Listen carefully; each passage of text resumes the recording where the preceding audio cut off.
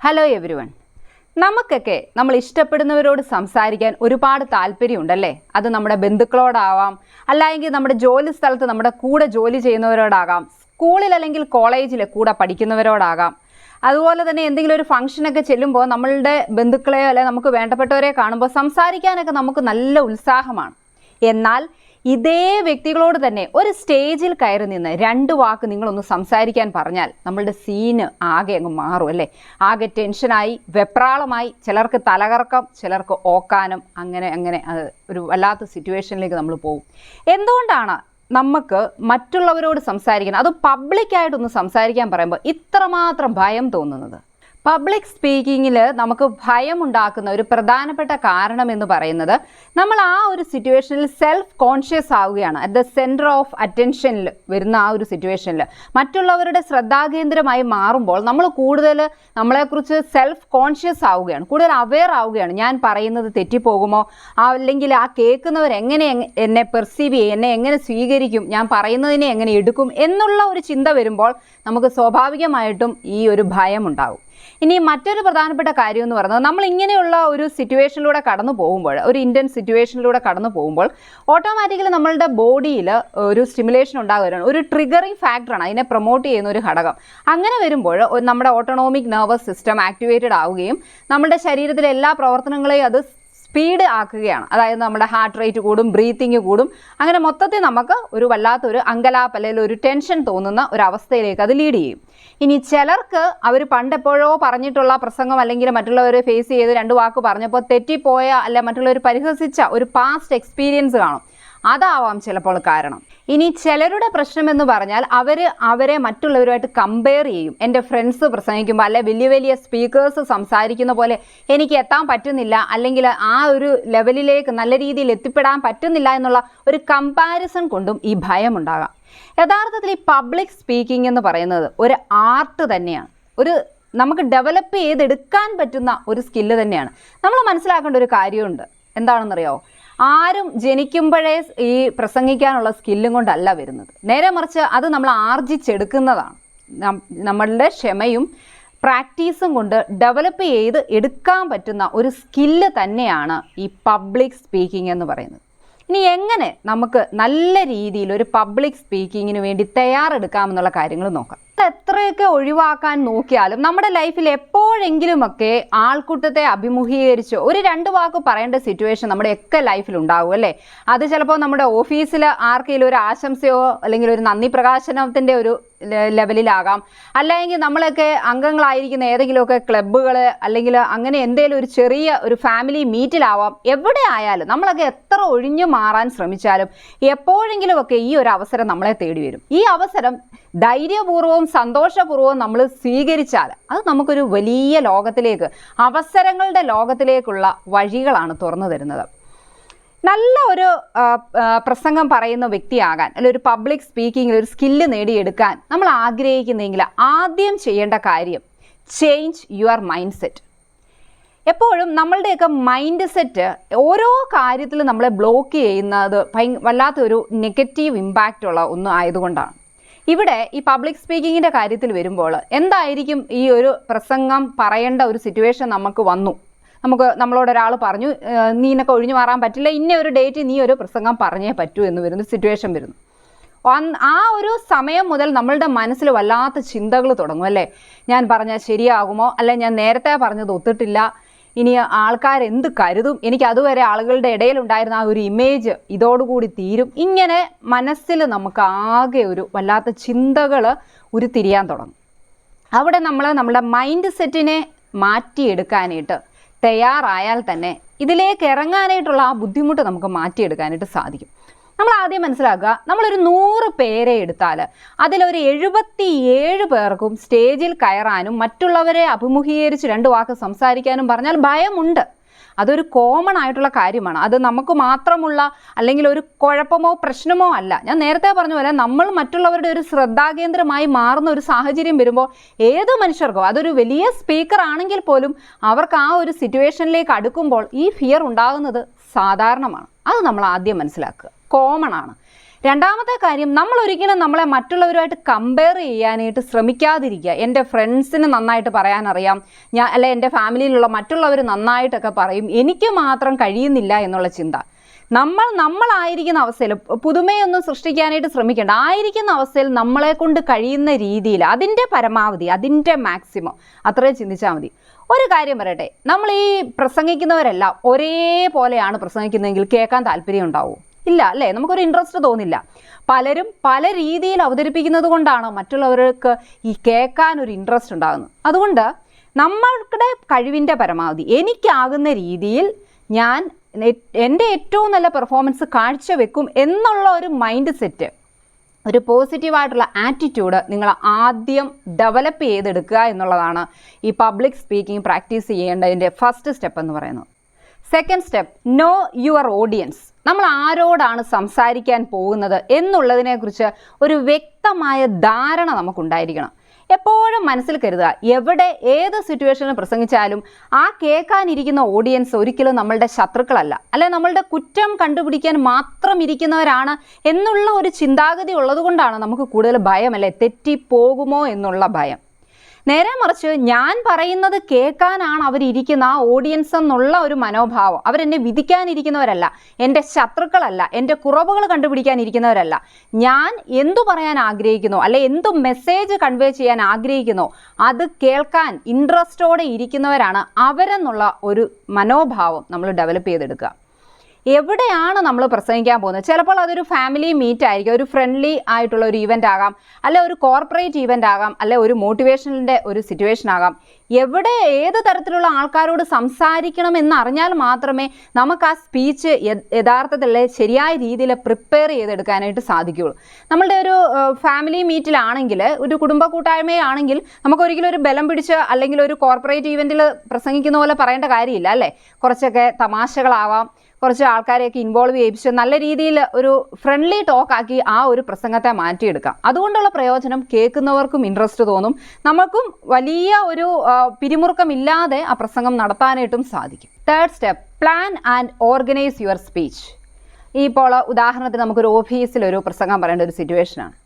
നമുക്ക് പറയാൻ അറിയില്ല എങ്കിൽ നമ്മൾ വിചാരിക്കും, അത് ആ ഒരു സമയത്ത് എന്താ വരുന്നതെന്ന് വെച്ചാൽ അങ്ങനെ അന്നേരം ചെന്നങ്ങ് പറയാമെന്ന്. അങ്ങനെ നമ്മൾ കരുതിയാൽ ഒരിക്കലും നമുക്ക് നല്ലൊരു രീതിയിൽ കാര്യങ്ങൾ പറയാനോ നമുക്കൊരു കോൺഫിഡൻസ് ഉണ്ടാക്കി ഇനിയൊരു അവസരം വരുമ്പോൾ അത് ധൈര്യപൂർവ്വം ഏറ്റെടുക്കാനോ സാധിക്കില്ല. അതുകൊണ്ട് എന്ത് ചെയ്യണം, എന്തു പറയണം എന്നുള്ളത് കൃത്യതയോടെ അല്ലെങ്കിൽ അതിൻ്റെ ഒരു സ്ട്രക്ചർ നമ്മൾ ക്രിയേറ്റ് ചെയ്ത് വെക്കുക. നേരത്തെ തന്നെ നമുക്ക് ഇതിനെക്കുറിച്ചൊരു അറിവ് കിട്ടുമല്ലോ. പെട്ടെന്നൊരു മൊമെൻറ്റിലായിരിക്കില്ല ഈ ഒരു പൊതുവേദിയിൽ നമുക്ക് സംസാരിക്കേണ്ടി വരുന്നത്. അങ്ങനെയുള്ളപ്പോൾ എന്താണ് പറയേണ്ടതെന്നുള്ള ആ ഒരു മാറ്റർ, എന്ത് റീസൺ ആണ് നിങ്ങളോട് ആ പ്രസംഗം പറയാൻ അവരാവശ്യപ്പെട്ടത് എന്നുള്ളത് മനസ്സിലാക്കി ആ ഒരു കാര്യം വ്യക്തതയോടെ കൃത്യമായി എഴുതി വെക്കുക എന്നുള്ളത് വളരെ പ്രധാനപ്പെട്ട ഒരു കാര്യമാണ്. നാലാമത്തെ സ്റ്റെപ്പ്, പ്രാക്ടീസ്. ഏറ്റവും പ്രധാനപ്പെട്ട കാര്യമാണ് ഈ പ്രാക്ടീസ് എന്ന് പറയുന്നത്. ചില ആളുകൾ ഇങ്ങനെ ഒരു ഓഫീസിലാണെങ്കിലും ഒരു ആശംസാ പ്രസംഗം പറയേണ്ട ഒരു കടമ അവരുടെ മേലെ വന്നു കഴിഞ്ഞാൽ അവർ ചിന്തിക്കുന്നത്, ഇത് വളരെ നിസ്സാരമല്ല, ആ സമയമാകുമ്പോൾ പറയാമെന്ന്. അതിനുവേണ്ടി ഒരു ഒരുക്കം നടത്തുകയില്ല. അതുകൊണ്ട് തന്നെ അവർക്ക് ആ ഒരു സമയത്ത് വല്ലാത്തൊരു കൺഫ്യൂഷനും വെപ്രാളവും ഉണ്ടാവും. അതുകൊണ്ട് എന്ത് ചെറിയ കാര്യമായിക്കോട്ടെ, നിങ്ങൾക്ക് മറ്റുള്ളവരുടെ മുമ്പിൽ സംസാരിക്കാൻ ഒരു അവസരം കിട്ടുവാണെങ്കിൽ നിങ്ങൾ അതിന് ഒരുങ്ങിയിരിക്കണം. പ്രാക്ടീസ് എന്ന് പറയുന്നത് വളരെയധികം പ്രാധാന്യമുള്ള കാര്യമാണ്. നമ്മൾ എഴുതി വെച്ച മാറ്റർ നമ്മൾ നല്ല വൃത്തിക്ക് പഠിച്ചിരിക്കണം. ഇനി കാണാതെ പറയേണ്ട, നോക്കി പറയേണ്ട ഒരു സിറ്റുവേഷൻ ആണെങ്കിൽ പോലും അത് വായിച്ച് നല്ല വ്യക്തത ഉണ്ടായിരിക്കണം. നമ്മൾ കണ്ടിട്ടില്ലേ, ചില ആളുകൾ പേപ്പർ നോക്കിയായിരിക്കാം ചില വേദികളിൽ പ്രസംഗിക്കുന്നത്, പക്ഷെ അവർക്ക് അവിടെയും ഒരു തപ്പൽ വരും. എന്തുകൊണ്ടാണ്? അവരതിൽ യഥാർത്ഥത്തിൽ നല്ല രീതിയിൽ പ്രിപ്പയർ ചെയ്തിട്ടില്ലാത്തത് കൊണ്ടാണ്. ഇനി കാണാതെ പഠിച്ചിട്ട് പറയേണ്ടതാണ് എങ്കിൽ എല്ലാ ദിവസവും അത് പ്രാക്ടീസ് ചെയ്യാൻ വേണ്ടിയിട്ട് സമയം മാറ്റി വെക്കുക. കണ്ണാടിയുടെ മുമ്പിൽ നിന്ന് പ്രാക്ടീസ് ചെയ്യുന്നതായിരിക്കും ഏറ്റവും നല്ലത്. അതുകൊണ്ടുള്ള പ്രയോജനം എന്താണെന്ന് വെച്ചാൽ, നമ്മൾ പറയുമ്പോൾ എങ്ങനെയാണെന്ന് നമുക്ക് തന്നെ കാണാൻ പറ്റിയ ഒരു അവസരമാണ് ഈ കണ്ണാടിയുടെ മുമ്പിൽ നിന്നുള്ള പ്രാക്ടീസ് എന്ന് പറയുന്നത്. നമ്മളുടെ ഫേഷ്യൽ എക്സ്പ്രഷൻ എങ്ങനെ പോകുന്നു, നമ്മൾ കൈകൾ എങ്ങനെ എടുക്കുന്നത്, നമ്മളുടെ കണ്ണുകളുടെ ചലനം എങ്ങനെയാണ്, ഇങ്ങനെയുള്ള എല്ലാ കാര്യങ്ങളും നമുക്ക് മറ്റൊരാളിൽ നിന്ന് മനസ്സിലാക്കുന്നതിനേക്കാൾ എന്തെങ്കിലും ബുദ്ധിമുട്ടുണ്ടോ അല്ലെ ഏതെങ്കിലുമൊക്കെ മാറ്റങ്ങൾ വരുത്തണോ എന്ന് സ്വയം മനസ്സിലാക്കാനായിട്ട് ഈ പ്രാക്ടീസ് കൊണ്ട് സാധിക്കും. അതോടൊപ്പം സംസാരിക്കുമ്പോൾ തന്നെയാണല്ലോ നമ്മൾ ചില വ്യക്തികൾ സംസാരിക്കാൻ നമ്മൾ കണ്ടിട്ടുണ്ട്, നിലത്തേക്ക് നോക്കി നിന്ന് താഴേക്ക് നോക്കിയാണ്. അതുകൊണ്ട് തന്നെ നമ്മൾ നേരെ ഐ കോണ്ടാക്ട് നമ്മൾ സംസാരിക്കുമ്പോഴും നമ്മുടെ ആ ഇമേജ് ഇതിൽ നോക്കിക്കൊണ്ട് വേണം സംസാരിക്കാനായിട്ട്, ശ്രദ്ധിക്കാനായിട്ട്. അങ്ങനെ നമ്മൾ ഇത് കാണാതെ പഠിച്ചു കഴിഞ്ഞു കഴിയുമ്പോൾ എപ്പോഴും നമ്മൾ ഫ്രീ ആയിട്ടിരിക്കുന്ന ഒരു സമയം ഇടയ്ക്ക് ഇത് ഓർമ്മിക്കാൻ വേണ്ടി ശ്രമിക്കുക. അല്ലാതെ ഞാൻ പഠിച്ചിട്ടുണ്ട് ഓക്കെ ആണ് എന്ന് പറഞ്ഞ് ആ ഒരു സമയത്ത് ചെന്ന് പറയാൻ നോക്കിയാൽ ചിലപ്പോൾ നമ്മൾ അവിടെ വിജയിക്കണമെന്നില്ല. അതുകൊണ്ട് നിങ്ങൾ ചിലപ്പോൾ വെറുതെ നടന്നു പോകുമ്പോഴായിരിക്കാം, അല്ലെങ്കിൽ വെറുതെ ഇരിക്കുമ്പോഴായിരിക്കാം, അതൊന്ന് മെമ്മറൈസ് ചെയ്യാൻ ശ്രമിക്കുക. നമ്മൾ പഠിച്ച കാര്യം ഒരു തടസ്സവുമില്ലാതെ പറയണമെങ്കിൽ നമ്മളത് ഇടയ്ക്കിടയ്ക്ക് ഓർമ്മിച്ചുകൊണ്ടിരിക്കണം. അതുകൊണ്ട് തന്നെ അങ്ങനെ നമ്മൾ പ്രാക്ടീസ് ചെയ്താൽ നമുക്കൊരു വല്ലാത്തൊരു ധൈര്യം തോന്നും. ഞാൻ പഠിച്ചിട്ടുണ്ട്, ഞാൻ വെൽ പ്രിപ്പയർഡ് ആണ്, പിന്നെ എന്തിനു പേടിക്കണം എന്നുള്ള ഒരു മനോഭാവം ഉണ്ടാക്കിയെടുക്കാനായിട്ട് ഈ പ്രാക്ടീസ് നമ്മളെ സഹായിക്കും. അതോടൊപ്പം നമ്മൾ ചെയ്യേണ്ട മറ്റൊരു കാര്യം കൂടിയുണ്ട്. നല്ലതായിട്ട് പഠിച്ചു കഴിഞ്ഞാൽ നമ്മൾ അല്പം ഡിസ്ട്രാക്ഷൻ ഉള്ള ഒരു സ്ഥലത്ത് വെച്ചും, അതായത് നമ്മളുടെ വീട്ടിലാണെങ്കിലും ആളുകളൊക്കെ, വീട്ടിലെ മറ്റുള്ള അംഗങ്ങളൊക്കെ സംസാരിക്കുന്ന ആ ഒരു ഇത് കേട്ടാൽ പോലും അവിടെ നിന്നും പറയാൻ പഠിക്കുക. ഇത് ഞാൻ ഈ ഒരു കാര്യം കൂടെ ആഡ് ചെയ്ത് എന്തിനാണെന്ന് ചോദിച്ചു കഴിഞ്ഞാൽ, എപ്പോഴും നമ്മൾ ചെല്ലുമ്പോൾ വളരെ നിശബ്ദതയോ അല്ലെങ്കിൽ ഒരു പ്രത്യേകിച്ച് വേറെ ഒരു എക്സ്റ്റേണൽ ആയിട്ടുള്ള ഡിസ്ട്രാക്ഷൻസ് ഉണ്ടാകില്ല എന്ന് നമുക്ക് പറയാൻ സാധിക്കില്ല, അല്ലേ? ചിലപ്പോൾ വെളിയിൽ നിന്നുള്ള മറ്റെന്തെങ്കിലും, നമ്മൾ ആ സംസാരിക്കുന്ന ആ വേദിയുടെ പുറത്ത് നിന്നുള്ള ഒരു ഡിസ്ട്രാക്ഷൻ വരും. അപ്പോഴൊക്കെ നമുക്ക് പഠിച്ച കാര്യം അല്ലെങ്കിൽ നമ്മൾ പറയാൻ ഉദ്ദേശിക്കുന്ന കാര്യത്തിൽ ഒരു തപ്പൽ വരാതിരിക്കണമെങ്കിൽ അല്പം ഡിസ്ട്രാക്ഷനിൽ, അല്ലെങ്കിൽ ഒരു TV ഒന്ന് കുറച്ച് ചെറിയൊരു വോളിയത്തിൽ ഒന്ന് ഓൺ ആക്കിയിട്ടും വൃത്തിക്ക് പഠിച്ച കാര്യം ഒന്ന് പറഞ്ഞു നോക്കണം. അതായത് പുറമേ നിന്ന് എന്ത് തടസ്സമുണ്ടായാലും ഞാൻ ചെയ്യാൻ തീരുമാനിച്ച കാര്യം വൃത്തിക്ക് എനിക്ക് ചെയ്യാൻ സാധിക്കും എന്നുള്ള ഒരു കോൺഫിഡൻസ് ഉണ്ടാക്കിയെടുക്കാൻ ഈ രീതിയിൽ പ്രാക്ടീസ് ചെയ്താൽ നമുക്ക് സാധിക്കും. അതോടൊപ്പം പ്രാക്ടീസ് ചെയ്യുമ്പോൾ നമ്മൾ ശ്രദ്ധിക്കേണ്ട ഒരു കാര്യം എന്ന് പറയുന്നത് നമ്മുടെ ബോഡി ലാംഗ്വേജ്. അത് വളരെ കൃത്യമായിട്ടുള്ള രീതിയിൽ ഉപയോഗിക്കാൻ ശ്രമിക്കുക. നമ്മൾ വെറുതെ സംസാരിക്കുക മാത്രം ചെയ്താൽ കേൾക്കുന്നവർക്ക് അത് കേൾക്കാൻ ഇൻട്രസ്റ്റ് ഉണ്ടാവില്ല. അതുകൊണ്ട് തന്നെ നമ്മളുടെ ബോഡി ലാംഗ്വേജിന് വളരെയധികം പ്രാധാന്യമുണ്ട്. കൈകൾ നമ്മളുടെ ആ പ്രസംഗത്തിനനുസരിച്ച് ഉപയോഗിക്കാൻ പഠിക്കുക. കണ്ണുകളായാലും നല്ല രീതിയിൽ ഐ കോണ്ടാക്ട് മെയിൻറ്റെയിൻ ചെയ്ത് നമ്മളുടെ സംസാരത്തിനനുസരിച്ച് നമ്മളുടെ ശരീരഭാഷ മാറ്റിയെടുക്കാൻ, അല്ലെ അതും കൂടെ ആഡ് ചെയ്യാൻ ശ്രദ്ധിക്കുക. അതുപോലെ തന്നെ നമ്മൾ ശ്രദ്ധിക്കേണ്ട ഒരു കാര്യമാണ് നമ്മുടെ വോയിസ് മോഡുലേഷൻ എന്ന് പറയുന്നത്. ഒരു സംസാരിക്കാനുള്ള ഒരു വിഷയം നമുക്ക് കിട്ടിയാൽ അതിൻ്റെ തുടക്കം മുതൽ ഒടുക്കം വരെ നമ്മൾ ഈ ഒരേ ഇതിൽ വായിച്ചു കഴിഞ്ഞാൽ കേൾക്കുന്നവർക്ക് ഒരു താല്പര്യം ഉണ്ടാവില്ല, അല്ലേ? അതുകൊണ്ട് തന്നെ എവിടെ സ്ട്രെസ് ചെയ്ത് വാക്കുകൾ, ഏത് വാക്കുകൾ പറയണമെന്നുള്ള കാര്യമൊക്കെ നമ്മൾ നേരത്തെ വായിക്കുമ്പോഴേ നമുക്ക് മനസ്സിലാകും. അല്ലെങ്കിൽ ചില ഉദാഹരണങ്ങൾ അത് എങ്ങനെ അവതരിപ്പിക്കണം, അത് ഇമോഷണൽ ആയിട്ടുള്ള കാര്യങ്ങൾ അവതരിപ്പിക്കേണ്ട സന്ദർഭങ്ങളാണ് ആ ഒരു രീതിയിൽ അവതരിപ്പിക്കുക. അങ്ങനെ ശബ്ദത്തിൽ തന്നെ ഏറ്റക്കുറച്ചിലുകൾ, എവിടെ സ്ട്രെസ് കൊടുക്കണം, എവിടെ താഴ്ത്തി പറയണം, അങ്ങനെ എല്ലാ രീതിയിലും നമ്മൾ ഉൾക്കൊണ്ടുകൊണ്ടുള്ള ഒരു പ്രാക്ടീസ് നടത്തിയാൽ പിന്നെ നമുക്കൊന്നും പേടിക്കാതെ തന്നെ ആ ഒരു ആളുകളെ അഭിമുഖീകരിക്കാനായിട്ട് സാധിക്കും. അടുത്തത് നമുക്ക് ആ ഏത് ഡേറ്റിലാണോ ഈ ഒരു പബ്ലിക് സ്പീക്കിങ്ങിൻ്റെ അവസരം വന്നിരിക്കുന്നത് ആ ഒരു ദിവസം നമ്മൾ ചെയ്യേണ്ട കാര്യമാണ്. അന്ന് നമ്മൾ എഴുന്നേറ്റാലും നമ്മൾ കണ്ണാടിയിൽ നോക്കി നമ്മളെ തന്നെ ഒന്ന് ബൂസ്റ്റ് ചെയ്യുക, ഒന്ന് മോട്ടിവേറ്റ് ചെയ്യുക. ഇന്ന് എനിക്ക് കിട്ടിയിരിക്കുന്നത് ഒരു നല്ല അവസരമാണ് ആളുകളോട് സംസാരിക്കാനായിട്ട്, എന്നെ തേടി വന്ന ഈ അവസരം ശരിക്കും ഞാൻ വിനിയോഗിക്കും എന്നൊക്കെ പറഞ്ഞ് നമ്മളെ തന്നെ ഒന്ന് മോട്ടിവേറ്റ് ചെയ്യുക. അല്ലാതെ ഉള്ളിൽ ഭയം സ്വാഭാവികമായിട്ടുണ്ടാവും, പക്ഷേ അതിനെ മറികടക്കണമെങ്കിൽ ആര് വിചാരിക്കണം? നമ്മൾ വിചാരിക്കണം. അപ്പോൾ അതിൻ്റെതായ രീതിയിലുള്ള അഫർമേഷൻസ് ഒക്കെ പറഞ്ഞ് നമ്മളെ തന്നെ ഒന്ന് ബൂസ്റ്റ് ചെയ്തെടുക്കാൻ ശ്രമിക്കുക.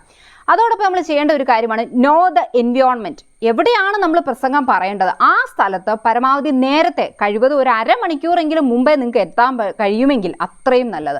അതിനുശേഷം എവിടെയാണോ നിങ്ങൾ സംസാരിക്കാൻ നിങ്ങൾക്ക് സ്ഥലമുള്ളത്, അല്ലെ ആ വേദി ഒരുങ്ങിയിരിക്കുന്നത്, അവിടെ ആ സ്റ്റേജിൽ നിങ്ങൾക്ക് ഇതിനൊക്കെ മുമ്പ് തന്നെ ഒന്ന് കയറി നിന്ന് ആ ഒരു സ്റ്റാൻഡിൻ്റെ അടുത്ത്, അല്ലെ മൈക്കിൻ്റെ ആ ഒരു സ്ഥലത്ത് പോയി നിന്ന് ഒരല്പസമയം വെറുതെ ഒന്ന് നിൽക്കാൻ അവസരം കിട്ടിയാൽ അത് കളയരുത്. കാരണം അങ്ങനെ നിങ്ങൾ ചെയ്ത് കഴിയുമ്പോൾ ആ ഒരു എൻവയോൺമെൻറ്റുമായിട്ട് നമ്മൾ പരിചയപ്പെടുകയാണ്. അതുകൊണ്ട് തന്നെ നമുക്ക് പെട്ടെന്ന് അങ്ങനെയുള്ളൊരു നമ്മളുടെ പേര് വിളിക്കുമ്പോഴല്ല ആ ഒരു സിറ്റുവേഷനെ ഹാൻഡിൽ ചെയ്യാനായിട്ട് ബുദ്ധിമുട്ടുണ്ടാകാതെ ഒരു ഭയം ഒഴിവാക്കാനായിട്ട് അത് സഹായിക്കും. അതുകൊണ്ട് അങ്ങനെ ഒരു അവസരം നിങ്ങൾക്ക് കിട്ടുകയാണെങ്കിൽ, എല്ലാ വേദികളിലും നമുക്കത് കിട്ടണമെന്നില്ല, എങ്കിലും കിട്ടുകയാണെങ്കിൽ പരമാവധി നമ്മൾ ആ ഒരു സ്റ്റേജിൽ പോയി അല്പസമയം റിലാക്സ്ഡ് ആയിട്ട് നിൽക്കാനായിട്ട് ശ്രദ്ധിക്കുക. അതുപോലെ തന്നെ നമ്മളുടെ ആ ഒരു ഇതിലേക്ക് നമ്മൾ കൊണ്ടുപോകുന്ന, ചിലപ്പോൾ നമ്മൾ പ്രസംഗിക്കുമ്പോൾ അല്ലെങ്കിൽ എന്തെങ്കിലുമൊക്കെ ഒരു ക്ലാസ് എടുക്കാനൊക്കെയാണ് പോകുന്നതെങ്കിൽ നമുക്ക് ഓഡിയോ വിഷ്വൽ എയ്ഡ്സിൻ്റെയൊക്കെ ആവശ്യമുണ്ട്, അല്ലെ? AV എയ്ഡ്സ് നമ്മൾ യൂസ് ചെയ്യും, പ്രൊജക്ടർ, സ്ലൈഡുകളൊക്കെ യൂസ് ചെയ്യും. അങ്ങനെയൊക്കെ കൊണ്ടുപോവുകയാണെങ്കിൽ അതെല്ലാം കൃത്യമായിട്ട് ഞാൻ എടുത്തിട്ടുണ്ട് എന്ന് ഉറപ്പ് വരുത്തുക. അതോടൊപ്പം ആ ഒരു വേദിയിലേക്ക് കയറുന്നതിന് മുമ്പ് തന്നെ ഇതൊക്കെ പ്രോപ്പറായിട്ട് ഫങ്ഷനിങ് ആണോ, അല്ലായെങ്കിൽ അവിടെ ചെല്ലുമ്പോൾ എന്തെങ്കിലുമൊക്കെ ഒരു തകരാറുകൾ, ഒരു സാങ്കേതിക ബുദ്ധിമുട്ടുകൾ വന്നു കഴിഞ്ഞാൽ നമുക്ക് ആകെ കൺഫ്യൂഷൻ ആകും, പ്രസൻറ്റ് ചെയ്യേണ്ടതെല്ലാം മറന്നു പോകും. അപ്പോൾ അതുകൊണ്ട് തന്നെ അങ്ങനെ ഒരു സാഹചര്യം ഒഴിവാക്കുവാൻ വേണ്ടി നമ്മളുടെ കയ്യിലുള്ള എക്വിപ്മെൻറ്റ്സ് എല്ലാം അങ്ങനെ എന്തെങ്കിലും ഉണ്ട് എങ്കിൽ അതൊക്കെ വളരെ നന്നായിട്ട് ഫംഗ്ഷൻ ചെയ്യുന്നുണ്ട്, എല്ലാം എടുത്തിട്ടുണ്ട് എന്ന് ഉറപ്പുവരുത്തുക. ഇനി അഥവാ എന്തെങ്കിലും എടുക്കാൻ മറന്നുപോയാലും അതിനെ ഓർത്ത് ആകുലപ്പെടാതെ ഉള്ളതുകൊണ്ട് ഞാൻ എൻ്റെ ഏറ്റവും നല്ല പെർഫോമൻസ് കാഴ്ചവെക്കും എന്നുള്ള ഒരു ധൈര്യം നമ്മൾ തന്നെ ഉണ്ടാക്കിയെടുക്കുക. അടുത്തത് മെൻ്റലി നമ്മൾ പ്രിപ്പയർ ചെയ്യുക എന്നുള്ളത്. നമ്മളുടെ ആ ഒരു പ്രസംഗമാകുന്നതിന് മുമ്പ് തന്നെ നമ്മൾ ഏത് വേദിയാണോ അതിൻ്റെ ഒരു പരിസരത്തായിരിക്കുമല്ലോ നിൽക്കുന്നത്, ഏത് അവസ്ഥയിലാണോ അവിടെ നിന്നുകൊണ്ട് തന്നെ ഒന്ന് കണ്ണുകൾ അടച്ച് ദീർഘമായി 1-2 ശ്വാസം എടുക്കുക. കാരണം നമ്മൾ എത്രയൊക്കെ നമ്മളെ ധൈര്യപ്പെടുത്തിയാൽ ആ ഒരു സമയം എടുക്കുമ്പോൾ നമുക്ക് തന്നെ അറിയാം നമ്മളുടെ ഹാർട്ട് റേറ്റ് കൂടും, ശ്വാസം എടുക്കുന്ന നിരക്കൊക്കെ കൂടും അല്ലേ, ആകെ ഒരു വെപ്രാളം തോന്നും. അത് കുറച്ച് നമ്മളെ ഒന്ന് ശാന്തമാക്കാനായിട്ട് ഈ ഡീപ്പ് ബ്രീതിങ് സഹായിക്കും. ഒന്ന് കണ്ണുകൾ അടച്ച് ശാന്തമാകുക. അതിനുശേഷം നമ്മൾ സ്വയം ഒന്ന് പുഞ്ചിരിക്കുക. ഈ പുഞ്ചിരിക്ക് നമ്മളുടെ ഒരുപാട് ആ ഒരു ടെൻഷനും വെപ്രാളവും കുറയ്ക്കാനായിട്ടുള്ള ശക്തിയുണ്ട്. അടുത്ത സ്റ്റേജ് എന്ന് പറയുന്നത് നമ്മളത് പ്രസൻറ്റ് ചെയ്യുന്ന ആ ഒരു മൊമെൻ്റാണ്. നമ്മൾ ആ വേദിയിലേക്ക് കടന്നു വരികയാണ്. കടന്നു വന്ന് നമ്മൾ നിൽക്കേണ്ട ആ സ്ഥലത്ത് നിന്ന് കഴിഞ്ഞ് ആദ്യം ചെയ്യേണ്ട കാര്യം ആ ഓഡിയൻസിനെ നോക്കി ഒന്ന് ചിരിക്കുക എന്നുള്ളത് വളരെ പ്രധാനപ്പെട്ടതാണ്. കാരണം പലപ്പോഴും നമ്മളൊരു പബ്ലിക് സ്പീക്കിങ്ങിന് ചെന്ന് കഴിയുമ്പോൾ നമുക്ക് പരിചയമില്ലാത്ത ഒരു കൂട്ടം ആളുകളാണ് എങ്കിൽ, അഥവാ പരിചയമുള്ളവരാണെങ്കിൽ പോലും നമുക്കൊരു വല്ലാത്തൊരു ഭയമാണല്ലേ, എന്തോ ഒരു നമ്മളുടെ ശത്രുക്കളല്ലേ, നമ്മളെ ജഡ്ജ് ചെയ്യാനിരിക്കുന്ന ആളുകൾ എന്നുള്ളൊരു മനോഭാവമാണ്. അത് മാറാൻ അവരെ നോക്കി ഒന്ന് ചിരിച്ചിട്ട് തുടങ്ങിയാൽ നമുക്ക് ആ ഒരു ഫ്രണ്ട്ലി ആയിട്ടുള്ള ഒരു അപ്രോച്ച് ക്രിയേറ്റ് ചെയ്തെടുക്കാനായിട്ട് അത് സഹായിക്കും. അതിനുശേഷം നമ്മൾ എന്ത് പ്രസൻറ്റ് ചെയ്യാൻ ആഗ്രഹിക്കുന്നോ വളരെ കോൺഫിഡൻസോടെ തന്നെ അത് ഞാൻ ചെയ്യും എന്നുള്ള രീതിയിൽ പറയുക. എവിടെയെങ്കിലും അല്പം പാളിച്ചയോ മറന്നു പോകലോ ഉണ്ടായാൽ പോലും അതിനെ നമ്മൾ തന്നെ ഓവർകം ചെയ്യാൻ വേണ്ടിയിട്ട് ശ്രമിക്കുക. നമ്മൾ നന്നായി പ്രാക്ടീസ് ചെയ്തെങ്കിൽ അങ്ങനെ ഒരു സിറ്റുവേഷൻ ഒരിക്കലും ഉണ്ടാവില്ല. ഇനി അഥവാ മനുഷ്യരാണ്, തെറ്റുകൾ പറ്റും. അഥവാ അങ്ങനെ എന്തെങ്കിലും ഒരു ഇതുണ്ടായാൽ പോലും അവിടെ നിന്ന് പോകാതെ അതിനെ നമ്മൾ തന്നെ വാക്കുകൾ കൊണ്ട് മറികടന്ന് ആ ഒരു സിറ്റുവേഷൻ നല്ല രീതിയിൽ ഹാൻഡിൽ ചെയ്യാൻ വേണ്ടിയിട്ട് ശ്രമിക്കുക.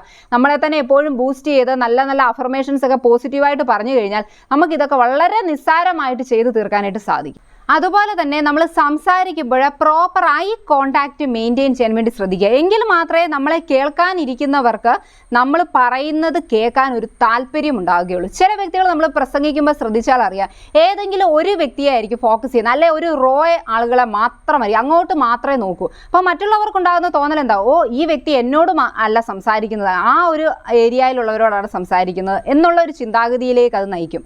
അതുകൊണ്ട് അത് ഒഴിവാക്കാൻ വേണ്ടി എന്ത് ചെയ്യണം, നമ്മളെല്ലാവരെയും ഫോക്കസ് ചെയ്ത് ഇടയ്ക്കിടയ്ക്ക് എല്ലാ വശത്തേക്കും ഇരിക്കുന്ന നമ്മളെ കേൾക്കാനിരിക്കുന്ന എല്ലാവരെയും നമ്മൾ ശ്രദ്ധിക്കുന്നുണ്ട്, അല്ലെ അവരോടാണ് സംസാരിക്കുന്നതെന്ന് തോന്നലുണ്ടാകണമെങ്കിൽ നല്ല ഒരു ഐ കോണ്ടാക്റ്റ് മെയിൻറ്റെയിൻ ചെയ്യുക. ഇനി ലാസ്റ്റ് സ്റ്റെപ്പ് എന്ന് പറയുന്നത് ഫീഡ്ബാക്കാണ്. ഈ ഫീഡ്ബാക്കിൻ്റെ ആവശ്യമുണ്ടോ എന്ന് ചോദിച്ചു കഴിഞ്ഞാൽ ചില വ്യക്തികൾക്ക് അതൊരു മോശമായ ഒരു ഇതായിട്ട് മാറും. കാരണം ഫീഡ്ബാക്ക് എടുക്കുക എന്ന് പറയുമ്പോൾ അത് നമുക്ക് സെൽഫായിട്ട് ഒരു ഫീഡ്ബാക്ക് എടുക്കാം അല്ലേ. നമ്മളൊരു പ്രസംഗം പറഞ്ഞു കഴിഞ്ഞാൽ നമുക്ക് തന്നെ അറിയാം ഞാൻ നന്നായി പറഞ്ഞോ അതോ എന്തെങ്കിലും ഒരു ബുദ്ധിമുട്ടുണ്ടായോ എന്നൊക്കെ ഉള്ളത് മനസ്സിലാകാം. നന്നായിട്ടാണ് നിങ്ങൾ പറഞ്ഞതെങ്കിൽ നിങ്ങളെ അഭിനന്ദിക്കുക. ഞാൻ ഇത്രയും ചെയ്തു, അതുകൊണ്ട് ഇനി എനിക്ക് കിട്ടുന്ന ഒരവസരവും ഞാൻ കളയില്ല, എപ്പോഴൊക്കെ എന്നെ ക്ഷണിച്ചാലും അല്ലെങ്കിൽ എനിക്കൊരു അവസരം കിട്ടിയാലും ഞാനത് ഉപയോഗിക്കുമെന്ന് പറയുക. ഇനി നേരെ മറിച്ച് നിങ്ങൾ വിചാരിച്ച അത്ര നല്ല രീതിയിൽ നിങ്ങൾക്ക് പറയാൻ സാധിച്ചില്ല, ഇടയ്ക്ക് എപ്പോഴേലൊക്കെ ഒരു തപ്പൽ വന്നു, മറവി വന്നു എന്ന് കരുതുക. അവിടെയും നിങ്ങൾ ചെയ്യേണ്ടത് നിങ്ങളെ സ്വയം ഒന്ന് ആശ്വസിപ്പിക്കുക. സാരമില്ല, തെറ്റു പറ്റുന്നത് സ്വാഭാവികമാണ്, മനുഷ്യരാണ് എങ്കിൽ തെറ്റുപറ്റും, എല്ലാവരും പെർഫെക്റ്റ് അല്ല, ഇത്രയുമൊക്കെ ചെയ്യാൻ എനിക്ക് സാധിച്ചില്ല, അടുത്ത തവണ ഞാൻ ഒരു അവസരം കിട്ടുമ്പോൾ ഇതിലും നന്നായി ചെയ്യും എന്ന് പറഞ്ഞ് നമ്മളെ തന്നെ ആശ്വസിപ്പിക്കുന്നതും വളരെ പ്രധാനപ്പെട്ട കാര്യമാണ്. ഇനിയും നമുക്കറിയാവുന്ന ഒരു കൂട്ടരാവാം, അല്ലെങ്കിൽ ഈ പബ്ലിക്കിൻ്റെ ഒരു നേച്ചർ വെച്ച് അവരിൽ പലരും വന്ന് നമ്മളോട് അഭിപ്രായം പറയും അല്ലേ. ചിലർ നല്ലതാണെന്ന് പറയും, ചിലർ പറയും വളരെ മോശമായി പോയി എന്ന് പറയും.